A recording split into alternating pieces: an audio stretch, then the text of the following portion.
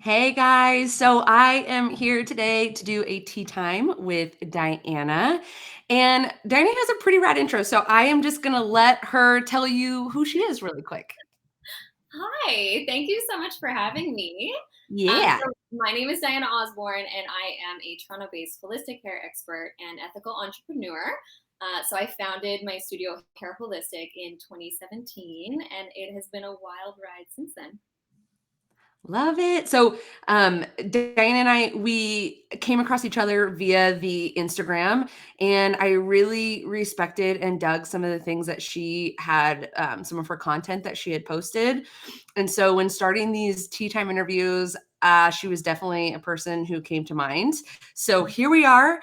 And I have a few questions for Diana that I thought her answers might be helpful for those considering or who are already in the world of holistic hairdressing. So let's get started. I Yay! got my tea. I'm ready to rock. Love it. Um, Me too. oh yeah, heyo. Okay, so first question Yeah. is, what does it mean for you personally to be a holistic hairstylist or holistic hairdresser? Yeah, so that's such a complex question. I feel like everyone has a bit of a different answer to it, right? We all come to these Totally. things from different directions. So for me, the word holistic actually means that we understand that all of the parts are intimately connected, and we reference the whole, right? And so Totally. basically, I just transfer that into hair. So for me, it's a long list. Um, but essentially, it means that we ask a lot more in depth questions. We ask about lifestyle, nutrition, the products that are going on the hair, the ingredients in those products. We look at the body as a whole and say, how do we get beautiful hair and balance in your entire body? Right. Totally. And I Love it. think that's the main part of it. And so we just go more in depth into hair. And then the other side of it in terms of holistic as a business to me is looking at that we are a part of the planet, right? We're a part of a Yeah. community. And so community is really important to us at Hair Holistic, as well as how are we impacting the planet and the environment with what we're doing. Love it. Heck Yeah. yes, girl. Yeah. One thing, and I know you can relate with this. Like, I don't think there's one, you know, perfect answer of what a holistic hairdresser is. I think there's a lot of room for interpretation. And yeah, I love what you said. I think it's great. Thank you. Yeah. I love it. It's my whole life, so. Nice. Well, okay, so leading into next question, Mhm. what was it that led you down this whole like holistic path or this holistic direction in hair world? It's been a long road. So I was raised very into alternative medicine. I'm going to say my mom always bought Cool. organic. We always recycled. So I grew up really understanding that kind of community. But then I got into hairstyling 15 years ago, which there was not what there is today in No, hairstyling. not at all. So yeah, and so I loved it. I was sensitive. I would kind of get like hives on my arms at the end of the day and things like that, but nothing that was enough to really push me into something like what I'm doing now until about three and a half 3.5 years ago, 4 years ago now. I lose track of Goes time. by quick, man. Yeah. So I had kind of been introduced to green beauty a little bit. I was the director of a salon that was very much this kind of concept for a short while, but unfortunately, the owner decided to close that. So I was back into a more traditional salon setting, and I'm sure a lot of people can relate. The hairstyling community is hard enough to kind of find the right fit in the salon, but then Mhm. if you add on that you want a specific, you know, ethical code for the company, your options are slim to none Totally. generally. So I went to traditional salon. I ended up getting reactive lymph nodes. So I Oh, had 3 lymph nodes in my neck that were just enlarged and they wouldn't go away. And I don't think that it was specifically like moving into the salon and then like bam, that happened. But my body totally. was it was tired. I'd been in the industry for a while. I'd been exposed over a long period of time. So I ended up basically having what was supposed to be a minor surgery to remove one to biopsy it just to make sure it wasn't cancer. And Yeah. the Yeah. surgeon went and did a major surgery on my neck, removed any lymph node he could find on the right side for no reason. There was no cancer, it was completely fine. Uh-huh. And at that point, my body started to spiral.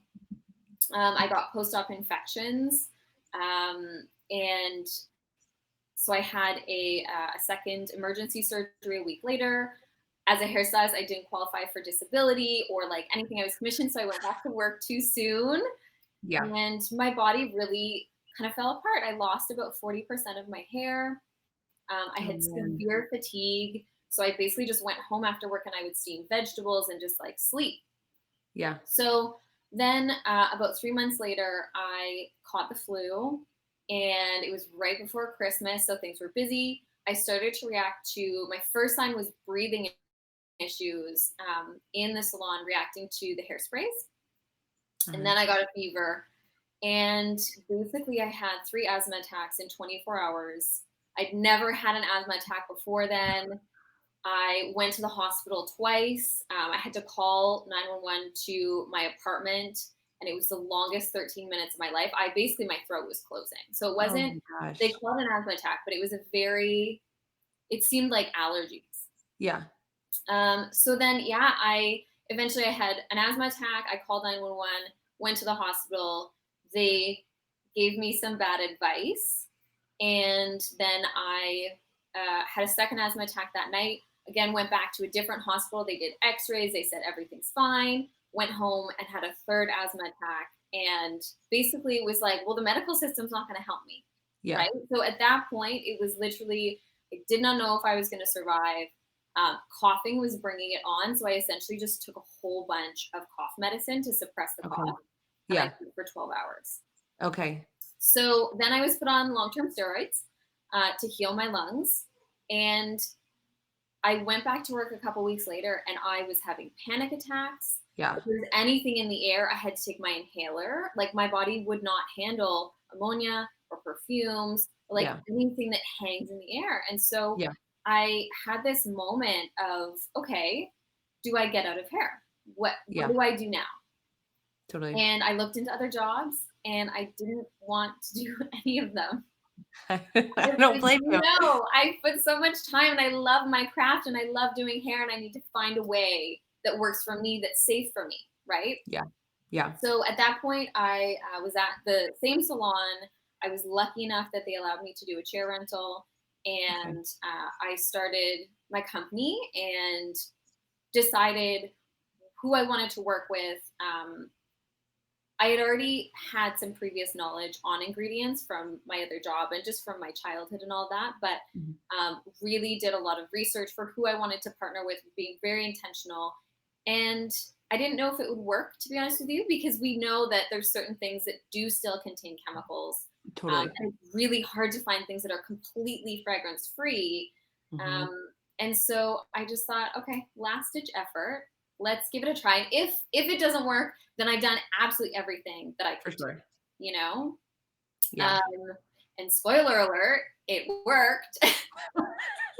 Heyo. Yeah, we You're did in it. thriving. Yeah. So it's been crazy and wild and like full of ups and downs, but I am obsessed with everything. Nice. Yeah, I mean, I'm not gonna lie, I was not anticipating such, like, a strong health reaction and, things that you had to navigate and get Yeah. over in order to get where you're at here in the studio that you have currently. I had no idea. It's very scary. Yeah. And oof, I'm grateful that I'm grateful that you were able to navigate all of it Yeah. and, you kept with it, Yeah. but especially major snaps in the sense that, like, there's no roadmap, like, currently written out for hairdressers, like, No. you have a health scare, Yeah. with, common chemicals within hair world, here's how you navigate them, and here's how you can still do your job, Yeah. regardless. So, go you for essentially determining that yourself and creating that roadmap yourself. Thank you. Yeah, it's a lot. I'm sure you've gotten it, but you kind of everyone questions you, right? Because it's not so, I mean, it's becoming quite mainstream, but especially our industry, it's Yeah, not mainstream yet. So people are like, "Oh, you're just sensitive. Oh, you're totally fine." And like I know tons of hairstylists that have health issues that for sure. they've not connected yet to Yeah, their chemical exposure. And I'm not saying that like it's the same for everyone. Some people have great livers, right? yeah, But yeah, there is a portion of that. Like again, if you're working in an environment, your body is going to have reactions to things. yeah. It can Mhm. only handle so much, and especially Yeah. did you say 15 years Yeah. up there? Nice, Yeah. sweet. Yeah, yeah. Well, power to you, man. That is amazing. Um, I'm curious, so out of all that, like, Yeah. what would be what would be your biggest suggestion to anybody, whether it's a health concern that they're having right now or no health concern, they're just simply curious about transitioning to a more holistic approach to hairdressing? Is there anything that you might recommend to these folks?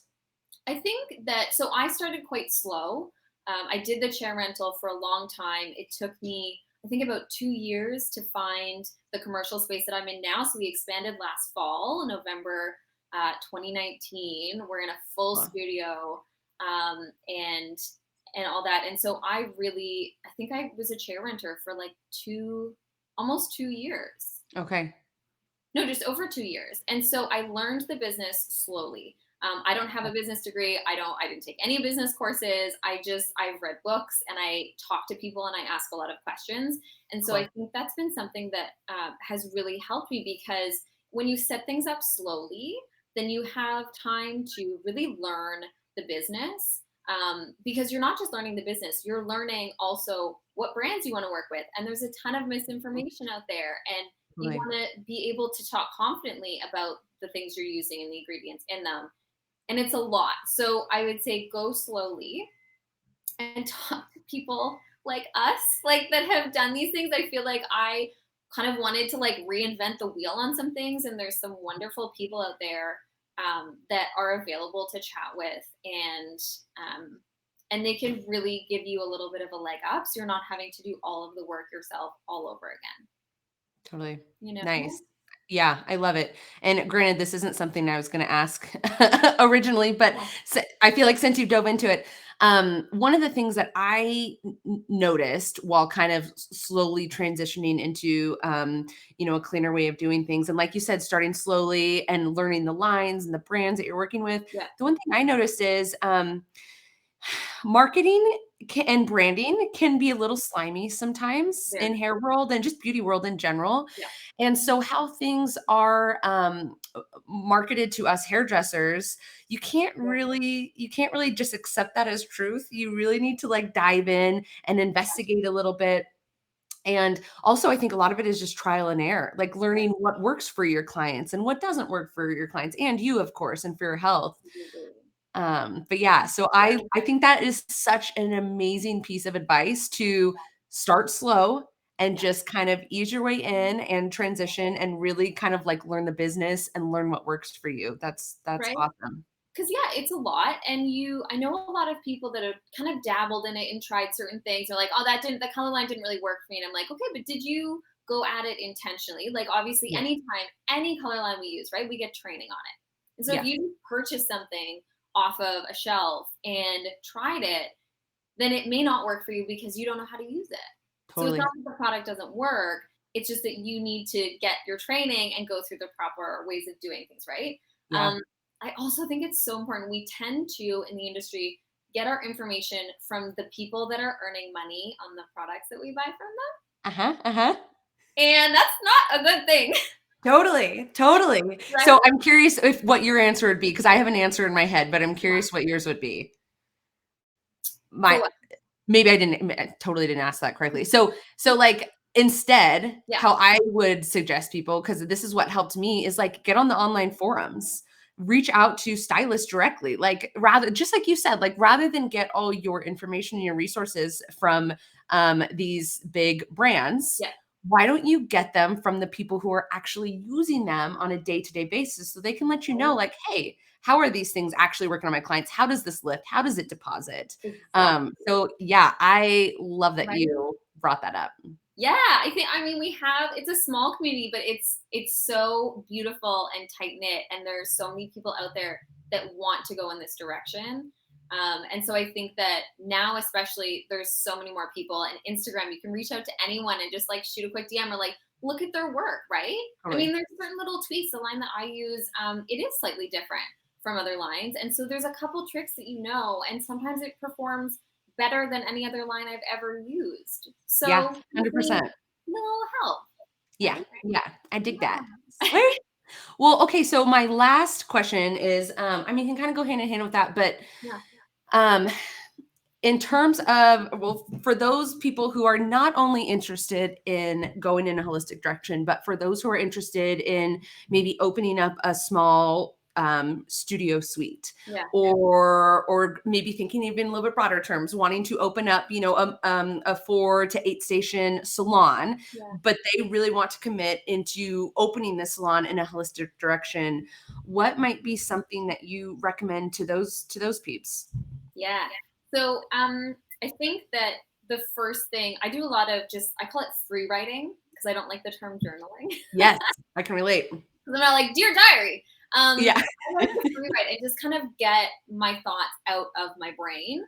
Mhm. And so I think the first thing that you should understand whenever you want to open a business, regardless of what it is why you want to do it, right? Yeah. Yeah, like why are you doing this? What is the purpose? What do you want to change? Why haven't you found it elsewhere? Why would people want to come to that? Figure out for us, it's ethics and our belief system, right? Nice. And so I think having those core understandings of who you are and what you want to bring is before anything else. Love. So once you have that, then you can build on top of that. I am also a very type A person. So Okay. spreadsheets, Yes. like, Color coordination. yes, Yeah, I feel everything. you. Look at your budget, right?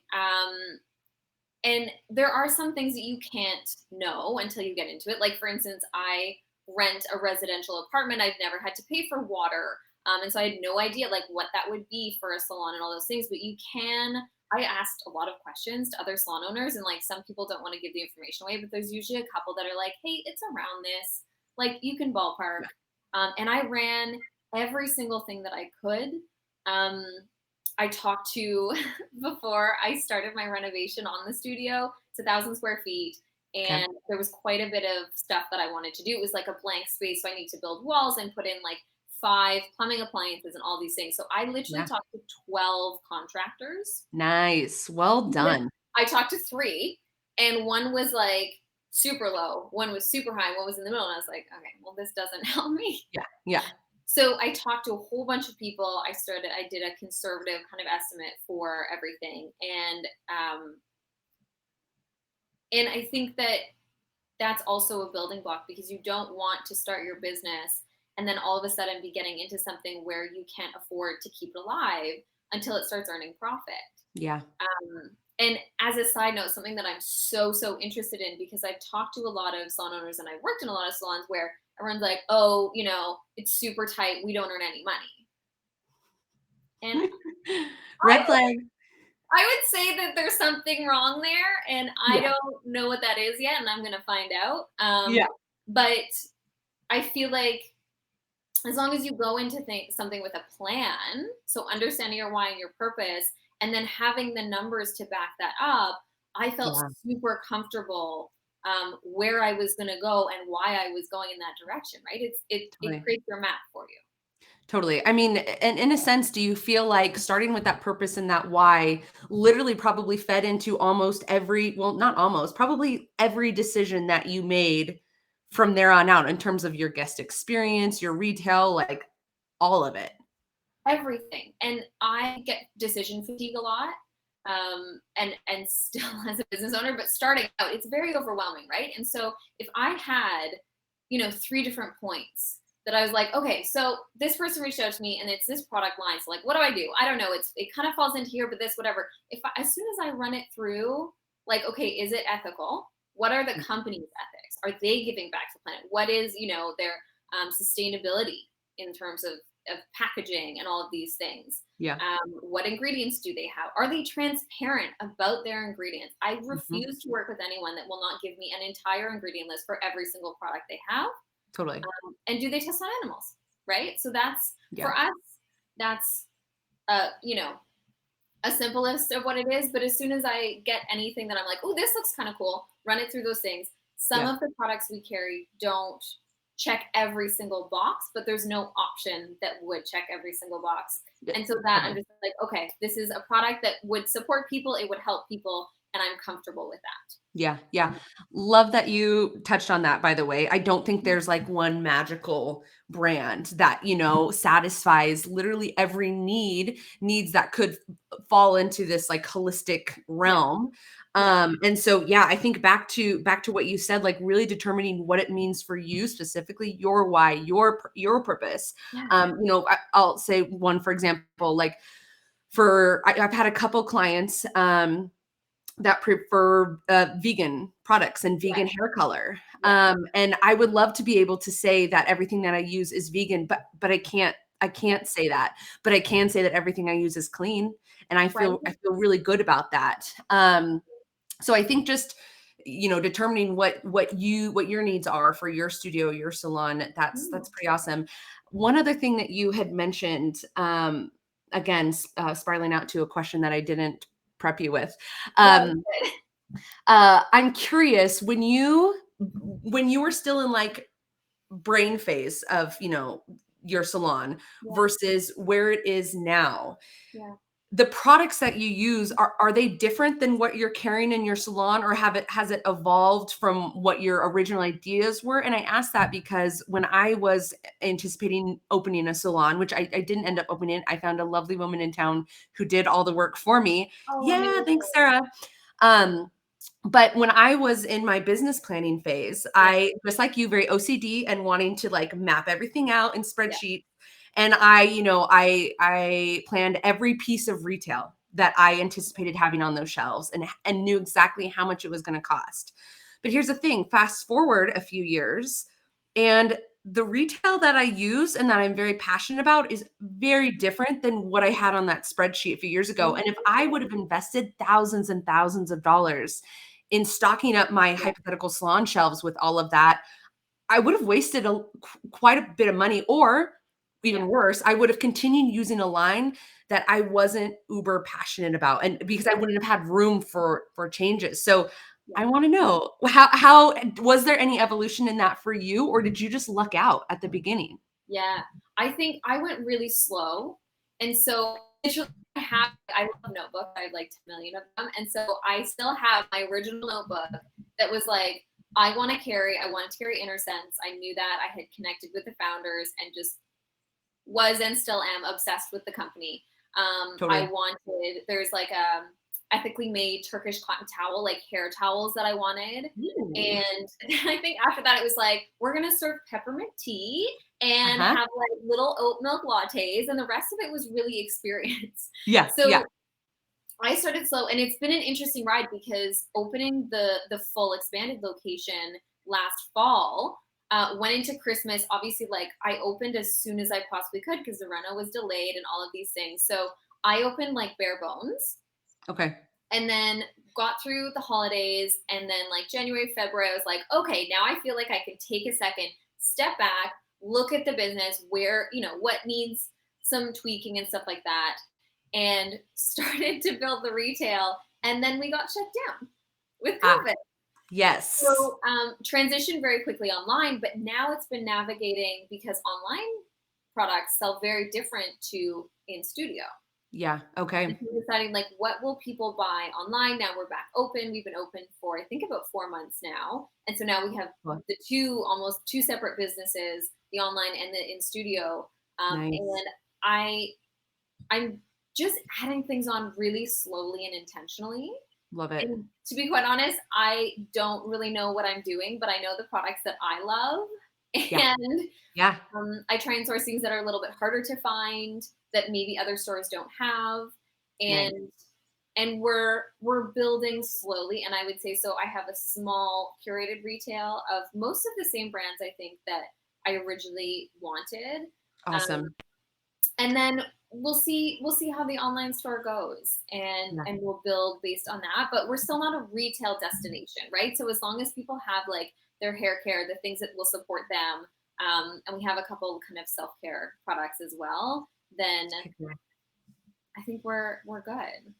That is awesome. Yeah, the biggest takeaway I hear you I've heard you say is just to start slow and Yeah. be very intentional with what you bring on. I think that's awesome. My always initial way to jump into things is just to like go Oh and my god. do it and do it Yeah. quick.